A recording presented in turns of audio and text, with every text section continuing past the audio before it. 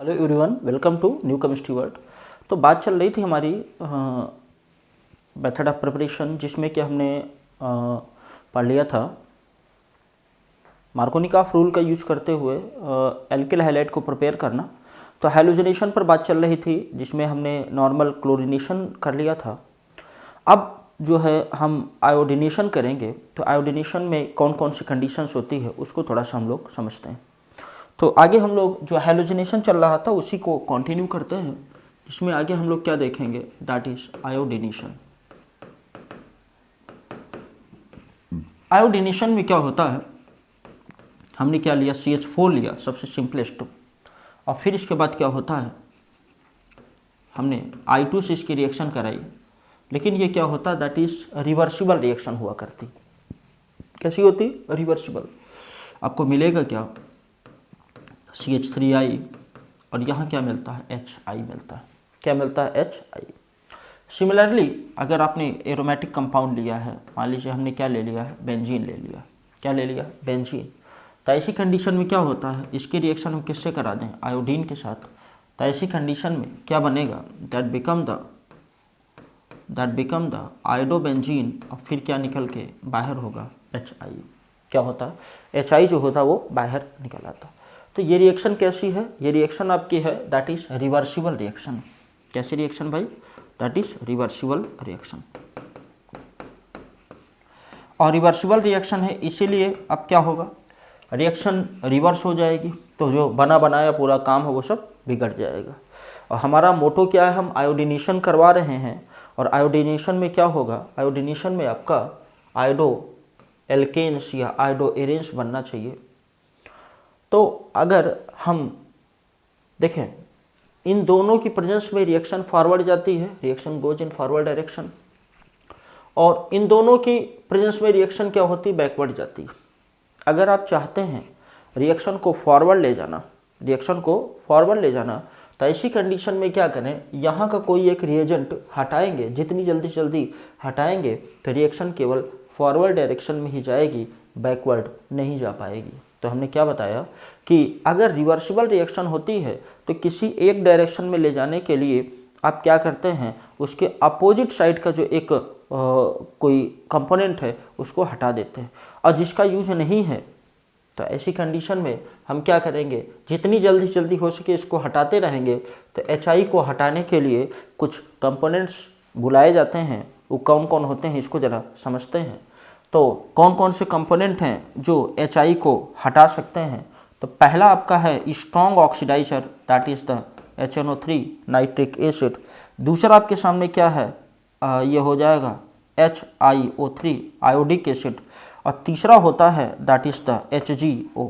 और क्या होता है, HgO। तो इनका यूज करके आप क्या करेंगे, ये आपके सामने HiO3 दिया हुआ है, आयोडिक एसिड जो दिया हुआ है, यहाँ अगर आप डाल देते हैं तो ये HI जो है इसके साथ रिएक्ट कर जाएगा, और इसके साथ रिएक्ट करने पर क्या बनाएगा, दैट विल फॉर्म द क्या, I2 अलग हो जाएगा, ठीक है। यहाँ से क्या हो जाएगा I2, और फिर इधर क्या हो जाएगा H2O, 3 मॉलिक्यूल क्या होंगे, बाहर चले जाते हैं। तो इस तरह से हमने क्या देखा कि अगर आप चाहते हैं HI को यहाँ से हटाना, तो उसके लिए कोई स्ट्रॉन्ग ऑक्सीडाइजर की ज़रूरत पड़ेगी। अब एक बात और समझिए, अगर इनका नाम स्ट्रॉन्ग ऑक्सीडाइजर है, तो सामने वाले का नाम रिड्यूसर होता है। सामने वाले का नाम क्या होता है, रिड्यूसर होता है। ऑक्सीडाइजर ने क्या किया, इनको ऑक्सीडाइज किया और खुद हो गया है रिड्यूस। ऑक्सीडाइजर ने क्या किया है, सामने वाले को किया है ऑक्सीडाइज और खुद हो गया है रिड्यूस। लेकिन आप केवल यही कहें ये सही नहीं है, तो आप ये भी कह सकते हैं HI आपका बेटर रिड्यूसर होता है। ये क्या करता है, इस ऑक्सीडाइजर को कर देता है रिड्यूस। ये आपका बेटर रिड्यूसर क्या करता है, HiO3 को कर देता है रिड्यूस और खुद हो जाता है ऑक्सीडाइज। अभी रेडॉक्स वाले चैप्टर में हम लोग इसको डिटेल से पढ़ेंगे, तो इसमें परेशान होने की ज़रूरत नहीं है। ये रेडॉक्स रिएक्शन, ठीक है। तो हमने क्या बताया कि आयोडिनेशन ऑफ दो होता है, आयोडीनेशन जो प्रोसेस होता है, वहाँ पर हमको जो मिलता है प्रोडक्ट मिलता है, वहाँ पर रिएक्शन कैसी होती है, रिवर्सिबल रिएक्शन होती है। तो रिवर्सिबल रिएक्शन अगर है, रिएक्शन को एक डायरेक्शन में ले जाना है, तो ऐसी कंडीशन में किसी न किसी आप कंपोनेंट को आप हटा देते हो, और हटाने के लिए कोई बाहर से रिएजेंट यूज़ करते हैं। यहाँ पर ज़रूरत पड़ेगी ऑक्सीडाइजर की, तो वो ऑक्सीडाइजर आपके क्या हैं, HNO3, HiO3 और क्या है HGO। एक सिंपल सा रिएक्शन हमने कराया क्या HI के साथ, तो ऐसी कंडीशन में क्या होता है, आपका HI जो है वो धीरे धीरे वहाँ से गायब होने लगता है और रिएक्शन फॉरवर्ड डायरेक्शन में जाने लगती है। तो कौन सा यहाँ पर लॉ काम करता है, यहाँ पर काम करता है ली चैटेलियर प्रिंसिपल। ली चैटेलियर प्रिंसिपल क्या कहलाता है कि अगर कोई सिस्टम इक्विलिब्रियम स्टेज पर है और अगर उसमें आपने कोई चेंज किया प्रेशर, टेम्परेचर और कंसंट्रेशन में, तो रिएक्शन का जो इक्विलिब्रिया होता है दैट डिस्टर्ब्ड। रिएक्शन क्या होता है, उसका इक्विलिब्रिया क्या होता है, डिस्टर्ब हो जाता है। तो यहाँ पर क्या हुआ है, यहाँ पर ये दोनों कंबाइन करके बनाते हैं इधर H3I और HI, और ये दोनों कंबाइन करके इधर जाते हैं, मतलब reaction goes in both direction. मतलब क्या है, it is in the equilibrium stage. कैसे है, इक्विलिब्रियम स्टेज पर है। आप समझिए ये जो इक्विलिब्रियम स्टेज पर है, लेकिन हम चाहते हैं इक्विलिब्रियम डिस्टर्ब हो। क्यों डिस्टर्ब हो, क्योंकि हम चाहते हैं रिएक्शन किधर जाए, फॉरवर्ड डायरेक्शन में जाए। और फॉरवर्ड डायरेक्शन में अगर रिएक्शन को ले जाना है, तो ऐसी कंडीशन में हम लोग क्या करते हैं, ऐसी कंडीशन में हम लोग क्या करेंगे कि यहाँ पर एक स्ट्रॉन्ग ऑक्सीडाइजर का यूज़ करते हैं, ताकि रिएक्शन आपकी किधर चली जाए बताएं, फॉरवर्ड डायरेक्शन में चली जाए। तो ये हमने पढ़ लिया क्या, दैट इज़ द आयोडीनेशन। अब पहले इसको नोट करें, फिर आगे बात करते हैं। नोट करें,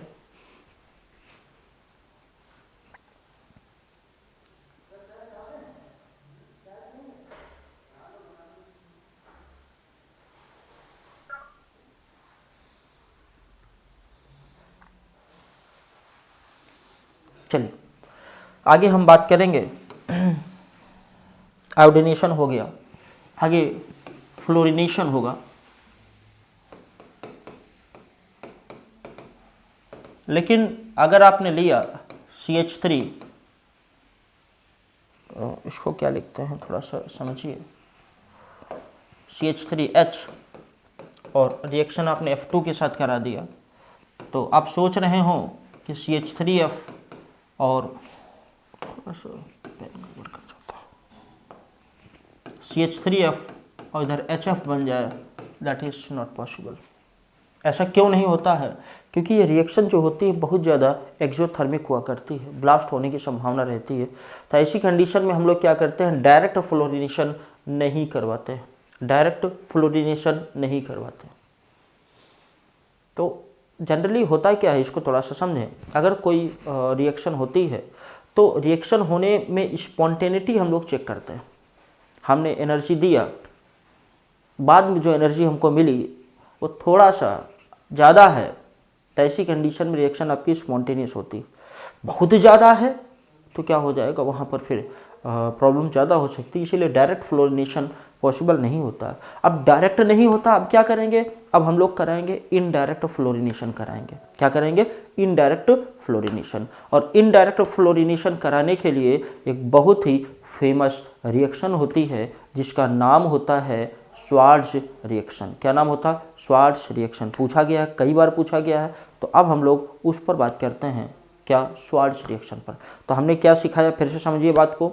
हमने बताया कि जो आपका डायरेक्ट फ्लोरिनेशन पॉसिबल नहीं होता, क्योंकि रिएक्शन आपकी हाईली एक्सोथर्मिक हो जाया करती है। तब आप क्या करते हो बताओ, तब आप क्या करते हो, इनडायरेक्ट फ्लोरिनेशन करवाते हो। क्या कराते हो, इनडायरेक्ट। अगर इनडायरेक्ट कराओगे तो ऐसी कंडीशन में एक रिएक्शन मिलती है, that is known as Swarts reaction. कौन सी रिएक्शन है, श्वार्ट्ज रिएक्शन। यहाँ पर हम लोग क्या करते हैं, इनऑर्गेनिक फ्लोराइड्स लेते हैं। क्या लेते हैं, इनऑर्गेनिक फ्लोराइड्स। इनऑर्गेनिक फ्लोराइड्स में कौन कौन से ले सकते हैं, जरा समझें। COF2, AsF3, ठीक है, और क्या हो सकता है, SbF3, और क्या हो सकता है, Ag F, ये हम इनऑर्गेनिक फ्लोराइड्स लेते हैं। क्या लेते हैं? इनऑर्गेनिक फ्लोराइड्स लेते हैं, और इसको हम एल्किल क्लोराइड या एल्किल ब्रोमाइड के साथ कराते हैं तो वहाँ पर हैलोजन का एक्सचेंज हो जाता है। क्या होता है? हैलोजन का एक्सचेंज हो जाता है। तो ऐसी कंडीशन में क्या बनेगा? ये बनेगा, हमने लिया CH3Cl, इसकी रिएक्शन किससे करा दें? AgF के साथ, सिल्वर फ्लोराइड के साथ। तो ऐसी कंडीशन में क्या निकलेगा? AgCl, and you will gate at this time CH3F, and क्या बनेगा? That is the AgCl। क्या बनेगा? AgCl बनता है। और क्या हो सकता है? और ले सकते हैं CH3Br ले सकते हैं। क्या ले सकते हैं? CH3Br ले सकते हैं। अब इसकी रिएक्शन किससे करा दें? AgF के साथ।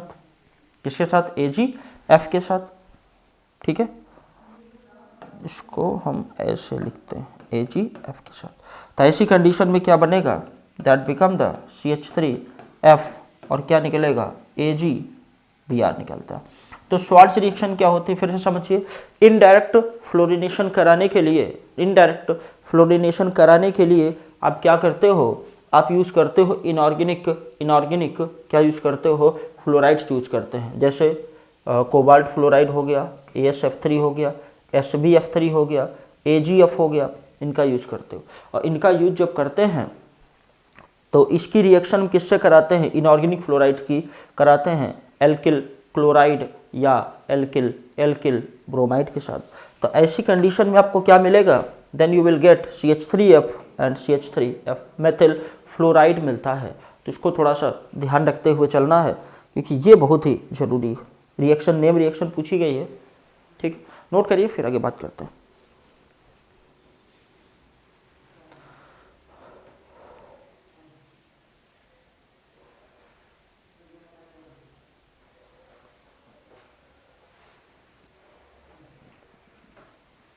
चलिए आगे हम बात करते हैं। इसके बाद हम करेंगे आयोडीनेशन पर बात करेंगे, जिसमें हम लोग क्या देखेंगे? फॉर कहाँ चलेगी? आगे हम क्या देखेंगे? ये जो था ये आपका फ्लोराइड के लिए था। किसके लिए था? For fluoride. ठीक है, फॉर फ्लोराइड्स। और फिर आगे हम लोग जो करेंगे, ये थोड़ा इसको सही कर लेते हैं हम लोग, ये हो जाएगा फ्लोराइड्स के लिए। आगे हम लोग जो करेंगे किसके लिए? For iodides. किसके लिए? For iodides.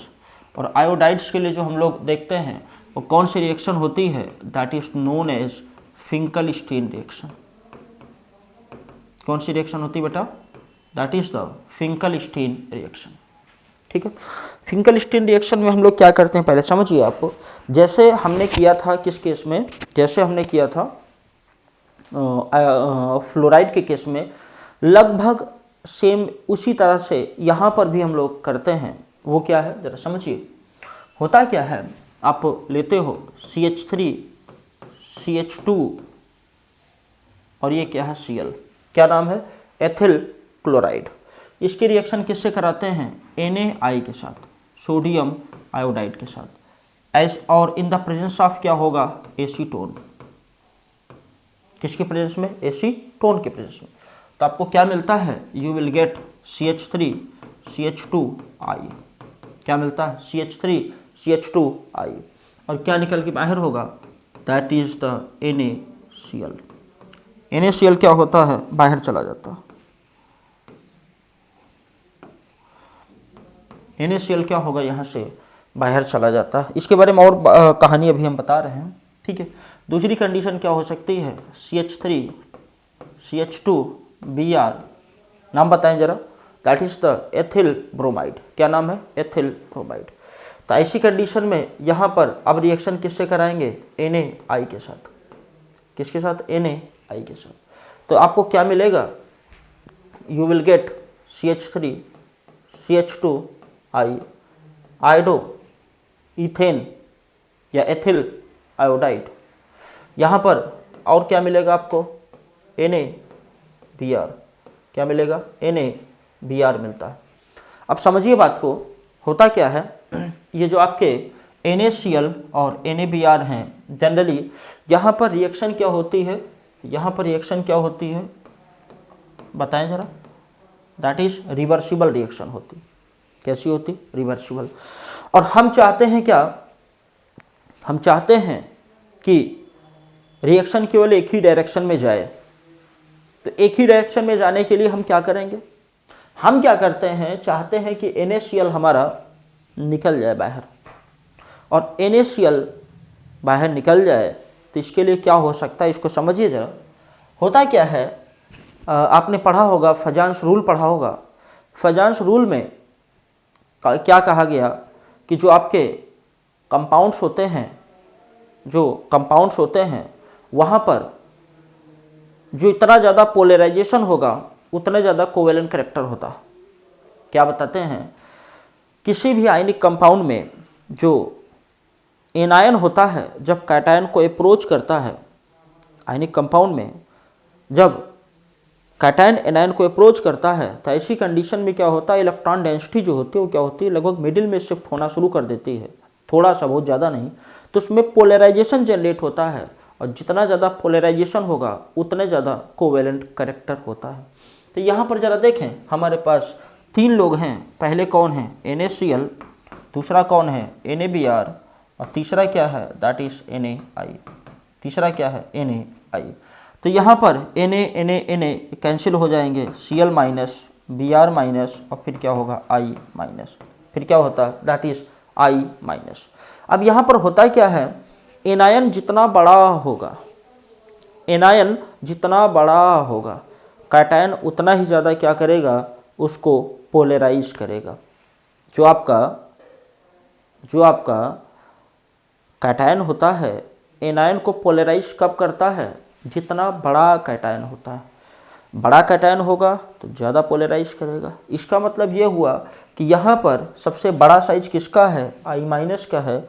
I माइनस ज़्यादा पोलराइज होगा, और जितना ज़्यादा पोलराइज होगा उतने ज़्यादा कोवेलेंट कैरेक्टर होगा, और जितना ज़्यादा कोवेलेंट कैरेक्टर होगा उतने ज़्यादा वो ऑर्गेनिक सॉल्वेंट में डिसॉल्व हो जाता है, बल्कि वाटर में उतना ही कम डिसॉल्व होता है। फिर से रिपीट करता हूँ, जितना ज़्यादा आयनिक कैरेक्टर होगा उतना ज़्यादा वाटर में सॉल्युबिलिटी होगी।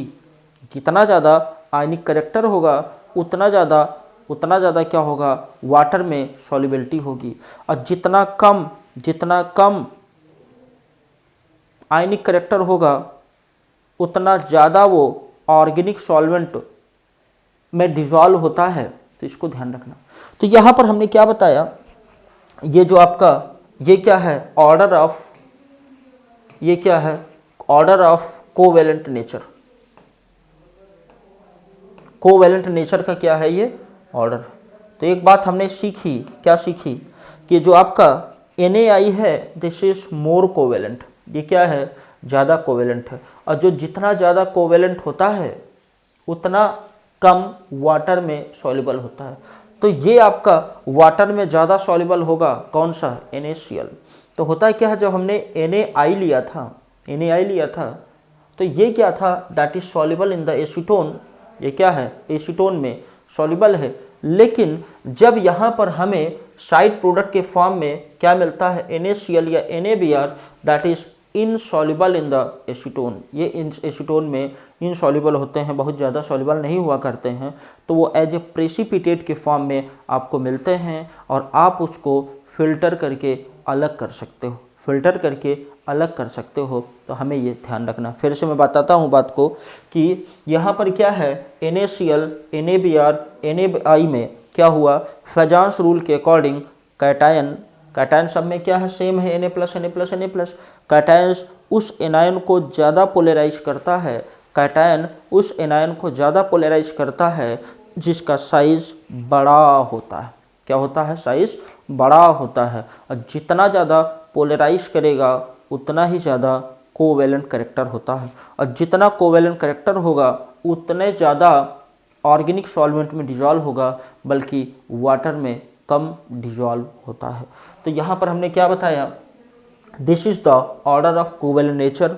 ये कोवेलेंट नेचर का क्या होता है, ऑर्डर होता है। क्या होता है, ऑर्डर होता है। तो ऐसी कंडीशन में क्या हो जाएगा, NaI इज मोर सॉल्युबल। किसमें, आपका एसीटोन में NaI ज़्यादा सॉल्युबल होगा। और आपको एक बात ये पता है क्या कि जब रिएक्शन करानी होती है तो मीडियम हम ऐसा रखते हैं कि दोनों इजीली एक दूसरे के पास आ जाएं। तो यहाँ पर क्या हुआ, पहले ये एसीटोन में डिजॉल्व था, लेकिन बाद में जब आपका NaCl बनता है तो यहाँ पर क्या होता है, जो आपका NaCl है, NaBr है, that is very less soluble in the acetone. ये कम सॉल्युबल होने के कारण क्या होते हैं, कम सॉल्युबल होने के कारण ये एज ए प्रेसिपिटेट की फॉर्म में अलग हो जाते हैं और हमको आयोडाइड जो है वो आसानी से मिल जाता है। तो ये आपका आयोडाइड बनाने का बहुत ही अच्छा मेथड्स होता है, इसको थोड़ा सा ध्यान रखना, ठीक है, नोट करिए, फिर आगे चलते हैं।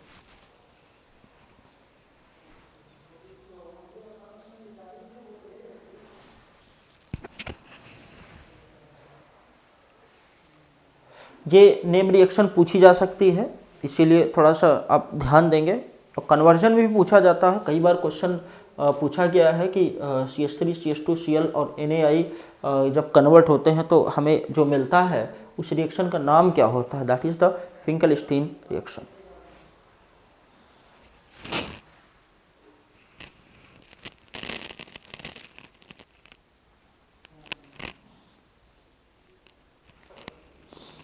चलिए चलेगा,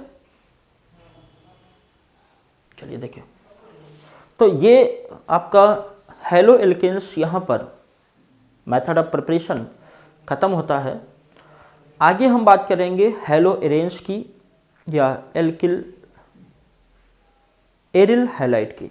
एरिल हैलाइड का मेथड ऑफ प्रिपरेशन क्या है, क्या प्रॉपर्टीज़ है, प्रॉपर्टीज जानना बहुत ज़रूरी है, क्योंकि एग्ज़ाम में ये भी क्वेश्चन बोल दिया जा सकता है कि आपको NCERT बुक दे दिया जाएगा और आपसे कहा जाएगा इसको एक्सप्लेन करिए। इंटरव्यू में ऐसा भी क्वेश्चन पूछा जाता है, तो इसको थोड़ा सा ध्यान रखना है। तो आगे चलते हैं।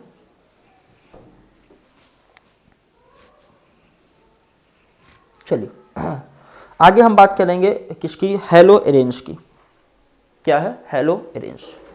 तो हेलो एरेंस के बारे में अगर हम बात करें,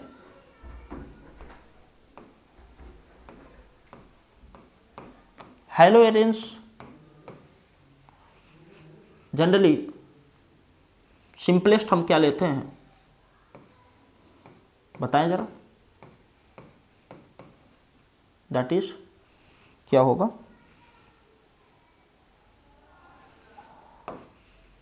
क्लोरोबेंजीन होगा। इसके बारे में बहुत सारी बातें पहले हम सीखते हैं। क्या क्या बातें हैं, पहली चीज क्या है, ये जो दिया हुआ है ये आपका एक एरोमेटिक कंपाउंड है।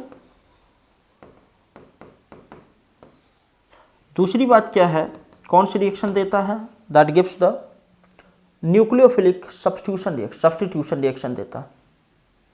हमें क्या करना है, इसको प्रिपेयर करना। क्या करना है, प्रिपेयर करना। प्रॉपर्टीज में और हम बात करेंगे। तो प्रिपेयर करने का जो तरीका होता है उसको थोड़ा सा आप समझें। जनरली हम लोग क्या करते हैं, हैलोजनेशन करवाते हैं। पहला प्रोसेस क्या है, हैलोजनेशन। हैलोजनेशन दो तरीके से होता है, एक आपका होता है डायरेक्ट हैलोजनेशन, एक क्या होता है डायरेक्ट हैलोजनेशन, और एक क्या होता है that is indirect halogenation. Direct halogenation दूसरा क्या है, that is the indirect halogenation. तो डायरेक्ट हैलोजनेशन में आप जो देखते हो वो कौन सी रिएक्शन देखते हो, that is electrophilic substitution reaction. कौन सी रिएक्शन है, इलेक्ट्रोफिलिक सब्स्टिट्यूशन रिएक्शन। इनडायरेक्ट में नॉर्मली क्या करते हैं, सब्स्टिट्यूशन करवाते हैं, लेकिन किसका, न्यूक्लियोफाइल का, न्यूक्लियोफाइल का सब्स्टिट्यूशन कराते हैं। तो ये थोड़ा सा ध्यान रखना। तो हमने क्या बताया, प्रॉपर्टीज, इसकी केमिकल प्रॉपर्टीज जब आती हैं तो वहाँ पर और अच्छे से हम लोग डिफाइन करते हैं। तो हमने क्या बताया समझिए, हेलोजिनेशन एक तो डायरेक्ट होता है, that is according to electrophilic substitution reaction. दूसरा इनडायरेक्ट में आप क्या करते हैं, न्यूक्लियोफिलिक सब्स्टिट्यूशन से कराते हैं। एग्जाम्पल्स के थ्रू और हम आगे ले चलते हैं, ठीक है, नोट करिए, फिर आगे चलते हैं।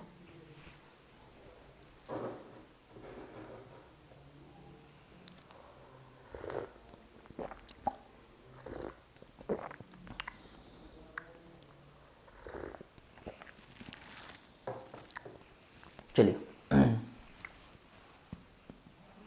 डायरेक्ट हेलोजिनेशन में पहला जो प्रोसेस है दैट इज हेलोजिनेशन में आप क्या करते हैं, बेंजीन रिंग लिया, ये क्या आपके पास दैट इज बेंजीन रिंग। यहाँ पर क्या है, एक सिंपल सा हमने हाइड्रोजन लगा दिया, हर एक कार्बन पर एक एक हाइड्रोजन है, इसको ध्यान रखना। हमने रिएक्शन किससे करा दिया, Cl2 के साथ। Then in the presence of anhydrous AlCl3 क्या होगा, एनहाइड्रस AlCl3। तो हमें क्या मिलता है, क्लोरोबेंजीन मिलता है। मैकेनिज्म डिटेल बात करेंगे अभी। फिर इसके बाद क्या है, दैट इज HCl। इसका क्या नाम है बताएं, दैट इज क्लोरोबेंजीन। क्या है, क्लोरोबेंजीन। अब ये जो आपका क्लोरोबेंजीन है और भी बना सकते हैं, I2 के साथ कराएंगे तो यहाँ पर आपको जो रिएक्शन मिलती है वो रिवर्सिबल होती है, इसीलिए हम लोग क्या यूज कर देते हैं, HNO3 की प्रेजेंस में कराते हैं। तो हमें क्या मिलता है, देन वी गेट I, इधर क्या निकल जाएगा, HI, और HI को खाने के लिए कौन बैठा है, HNO3। ठीक है, अब जरा देखें, नॉर्मली मेथड ऑफ प्रिपरेशन हम लोग इलेक्ट्रोफिलिक सब्स्टिट्यूशन रिएक्शन जब पढ़ते हैं तो वहाँ पर और डिटेलिंग में बात करते हैं, लेकिन अभी क्या करते हैं, इसका प्रॉपर देख लेते हैं कि और कौन से मेथड हो सकते हैं। ठीक है, तो इसको क्या करते हैं हम लोग, benzene when react with the Cl2 in the presence of anhydrous AlCl3 क्या बनता है, क्लोरोबेंजीन। थोड़ा सा मैकेनिज्म देखते हुए चलते हैं, तो आगे हम बात करते हैं इसकी मैकेनिज्म की। मैकेनिज्म में क्या है जरा देखें, ये आपके पास क्या है, AlCl3 है क्या भाई, AlCl3 है। AlCl3 जो होता है that is electron deficient species. क्या होता है, इलेक्ट्रॉन डिफिशियंट स्पीसीज। क्यों होता है जरा समझिए, एल्यूमिनियम ये हुआ Cl, ये हुआ Cl, ये क्या हुआ Cl, कितने हुए, 1 2 3, टोटल कितने हो जाएंगे, 6 इलेक्ट्रॉन। क्यों, क्योंकि एक बॉन्ड में कितने इलेक्ट्रॉन होते हैं, 2 इलेक्ट्रॉन, तो टोटल 6 इलेक्ट्रॉन। और ये क्या है, इलेक्ट्रॉन डिफिशियंट स्पीसीज है। क्या है, इलेक्ट्रॉन डिफिशियंट स्पीसीज। तो ऐसी कंडीशन में आप देखें Cl, ये क्या है Cl, ये ब्रेक होगा, अगर ब्रेक होगा तो ये क्या बनेगा, ये माइनस, ये क्या है प्लस, ये है माइनस, ये क्या है plus, that is electron deficient. ये इलेक्ट्रॉन डिफिशियंट है तो Cl माइनस को अपनी तरफ बुलाएगा, और जब बुलाएगा then it form Cl plus, ये प्लस वाला अलग होगा और आपको क्या मिलेगा, you will gate AlCl4 minus. क्या है, AlCl4 माइनस मिलता है। अब आगे हम लोग क्या समझते हैं, this is the step number 1। और स्टेप नंबर 1 में क्या होता है, ये आपका जनरेट क्या हो गया, दैट इज द इलेक्ट्रोफाइल। ये क्या जनरेट हो गया, इलेक्ट्रोफाइल जनरेट हो गया। ठीक है, चलिए फिर इसके बाद हम देखते हैं स्टेप नंबर 2। स्टेप नंबर 2 में क्या होता है, ये आपके पास बेंजीन रिंग है, ये इलेक्ट्रोफाइल जाएगा इलेक्ट्रोफाइल क्या करता जाता है, किसके पास जाता है जरा समझें, ये इलेक्ट्रॉन डिफिशियंट, ये इलेक्ट्रॉन रिच, ये electron rich due to pi electron cloud के कारण क्या होगा, इसके पास जाएगा। तो ऐसी कंडीशन में क्या बनता है जरा समझें, ये बॉन्ड क्या होगा, ब्रेक करेगा, इस पर निगेटिव, इस पर पॉजिटिव, तो निगेटिव से आके जुड़ता है। तो या तो हम इसको ऐसे भी तोड़ सकते हैं, कोई दिक्कत नहीं है।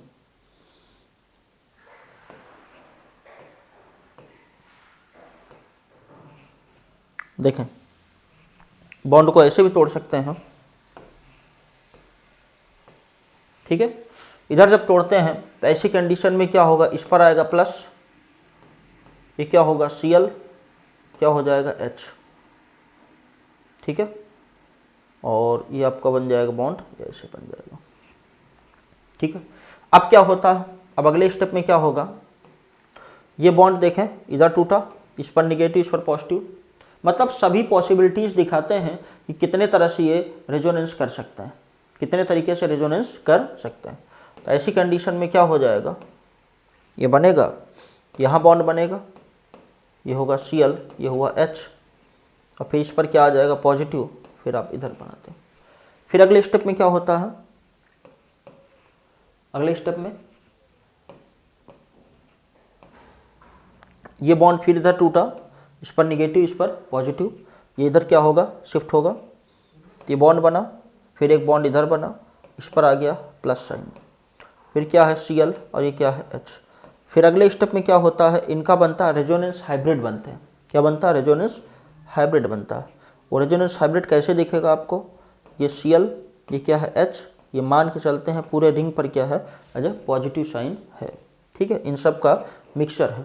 फिर इसके बाद अगला जो हम लेते हैं that is the step number third. फिर क्या है, that is the step number third. तो थर्ड स्टेप में क्या होता है कि थर्ड स्टेप में क्या होता है कि ये जो आपका, अगर हम चाहें तो इसको यहाँ पर भी बना सकते हैं, ठीक है। ये आपके पास ये थोड़ा सा स्पेस वाली प्रॉब्लम कर रहा है, इसको हम यहाँ बनाते हैं। ये आपका हो जाएगा क्या Cl, क्या दिया H, इस पर क्या है पॉजिटिव साइन, ठीक है। अब ये कौन है, AlCl4 माइनस, AlCl4 माइनस। अब देखिए ये H यहाँ से जाएगा वापस, तो H जब जाएगा तो ये Cl यहाँ से रिलीज होता है, Cl क्या होगा यहाँ से रिलीज होता है, देन यू विल गेट